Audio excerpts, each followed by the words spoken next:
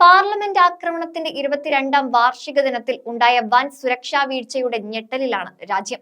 അതീവ സുരക്ഷാ സന്നാഹങ്ങൾ മറികടന്നാണ് പുതിയ സഭാമന്ദിരത്തിൽ യുവാക്കൾ കടന്നുകയറി പ്രതിഷേധിച്ചത്. സർക്കാർ നയങ്ങളോടുള്ള എതിർപ്പാണ് പ്രതിഷേധത്തിന് കാരണമെന്നാണ് പ്രതികളുടെ മൊഴി. ഭഗത് സിംഗിനെ പോലെ ഭരണകൂടത്തിന് മറുപടി നൽകാനാണ് ശ്രമിച്ചത് എന്നാണ് ഇന്ന് പുലർച്ചെ 3 മണി വരെ നീണ്ട ചോദ്യം ചെയ്യലിനിടെ പ്രതികൾ പറഞ്ഞതായി വ്യക്തമാകുന്നത്.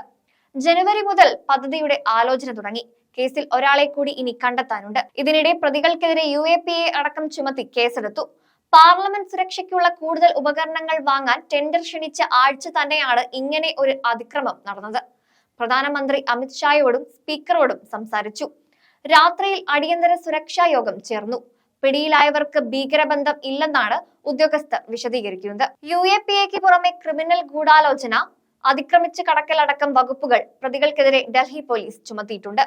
അന്വേഷണം പൂർണ്ണമായി ഡൽഹി പോലീസ് സ്പെഷ്യൽ സെല്ലിന് കൈമാറും. കേന്ദ്ര ഏജൻസിക്ക് വിടണോ എന്നതിൽ പിന്നീടായിരിക്കും തീരുമാനം.